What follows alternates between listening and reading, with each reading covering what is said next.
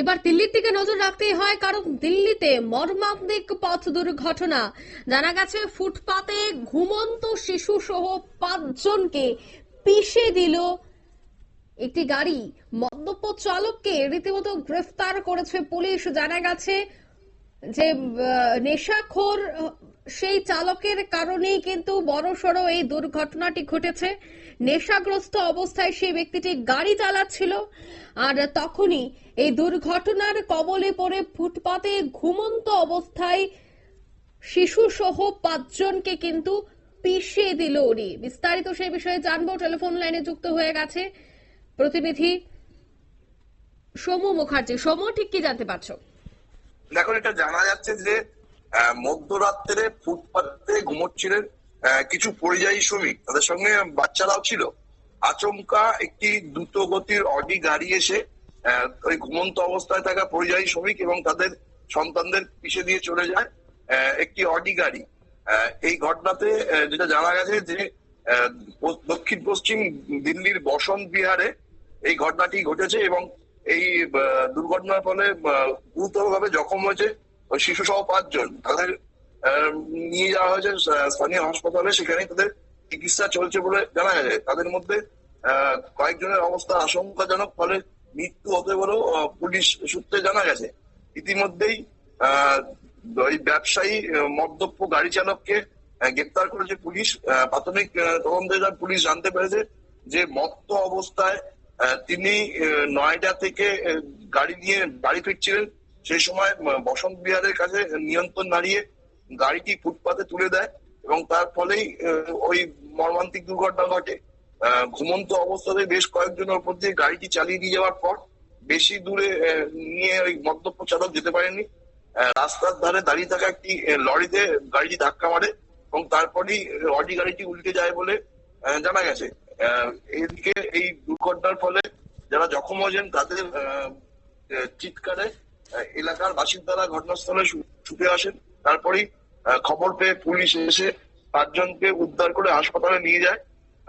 আহতরা সবাই একই পরিবারের সদস্য বলে জানা গেছে এবং ওই পরিযায়ী শ্রমিকরা রাজস্থান থেকে দিল্লিতে কাজের জন্য এসেছিল এবং রাতে ফুটপাতে বসন্ত বিহারে ফুটপাতে শুয়ে থাকতে বলে জানা গেছে। দুর্ঘটনার সময় ঘটনাস্থলে যারা ছিল তারা জানাচ্ছেন যে ওই পরিযায়ী শ্রমিকরা বসন্ত বিহারের মুনিরকা ফ্লাইওভারের কাছে যে শিপ ক্যাম্প আছে সেখানে ঘুমোচ্ছিল। দিন মজুরের কাজ করতো এবং রাত্রিবেলা তারা সেখানে আশ্রয় নিত। কিন্তু আচমকা এই ঘটনায় পরিযায়ী শ্রমিকদের ওখানে যারা আশ্রয় নিত তারা আর ওইখানে থাকছে না এবং পুলিশের তরফ থেকে ওই ফুটপাতের কাউকে শুধু দেওয়া হচ্ছে না। পাশাপাশি জানা গেছে যে অভিযুক্তর নামে একাধিক মামলা রুজু করা হয়েছে। ঘটনাটা গত বুধবার ঘটলেও অভিযুক্তর প্রথমে সন্ধান পাওয়া যাচ্ছিল না। পরে শিপ ক্যাম্প এলাকার সিসিটিভি ফুটেজ দেখে ওই অভিযুক্তকে এবং তার গাড়িকে শনাক্ত করা হয়। তারপরেই গতকাল রাত্রে তাকে গ্রেপ্তার করা হয়েছে বলে জানা গেছে। ওই যে ধৃত ব্যক্তির নাম হচ্ছে উৎসব, ভদ্রলোকের নাম হচ্ছে উৎসব বলে জানা যাচ্ছে। এটা এখনো পর্যন্ত তার সম্বন্ধে ডিটেলস কিছু জানা যায়নি। যদিও এই ঘটনাকে কেন্দ্র করে বসন্ত বিহার এলাকায় উত্তেজনা তৈরি হয় এবং পরিযায়ী শ্রমিক যারা ফুটপাতে শুয়ে থাকে তাদেরকে যাতে আর ফুটপাতে তারা না থাকে তার জন্য স্থানীয় প্রশাসনের তরফ থেকে ব্যবস্থা নেওয়া হয়েছে এবং নাইট শেল্টারে তাদের থাকার ব্যবস্থা করা হয়েছে বলে জানা গেছে। পাশাপাশি ওই এখানে কোনো নজরদারি ছিল না বলেও স্থানীয়রা অভিযোগ করছে যে পুলিশের কোনো ট্রাফিক পুলিশ ওই জায়গায় থাকে না, ফলে মাঝে মাঝেই ওই জায়গাটাতে নিয়ন্ত্রণ হারিয়ে সজোরে গাড়ি চলতে দেখা যায়। বুধবার যে দুর্ঘটনাটা ঘটেছে সেরকমই একটি ঘটনা, কারণ মদ্যপ তিনিও ওখানে দ্রুত গতিতে গাড়ি চালাচ্ছিলেন। স্থানীয়দের অভিযোগ হচ্ছে যদি স্থানীয় প্রশাসনের পক্ষ থেকে নজরদারির ব্যবস্থা করা হয় তাহলে এই ধরনের দুর্ঘটনা কমবে। একদমই, ধন্যবাদ। অর্থাৎ এই যে ফুটপাতে নেশাখোর যুবকদের তাণ্ডব রাতের আধারে দেখা যায় এ কিন্তু নতুন নয়।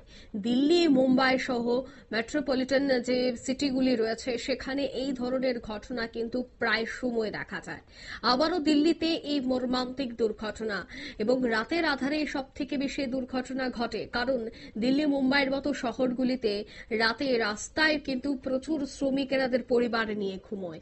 আর সেই সময় যদি এইভাবে গাড়ি চালানো হয়, সেক্ষেত্রে কিন্তু এই ধরনের মর্মান্তিক দুর্ঘটনা বারবার উঠে আসবে। অন্যদিকে পুলিশ প্রশাসনকে এই বিষয়টা কড়া নজরে রাখতে হবে, পুলিশ প্রশাসন এই বিষয়টা গুরুত্ব সহকারে দেখতে হবে, সে দাবিও কিন্তু উঠছে। নিয়ে নিচ্ছে ছোট্ট একটি বিজ্ঞাপন বিরতির সঙ্গে থাকুন।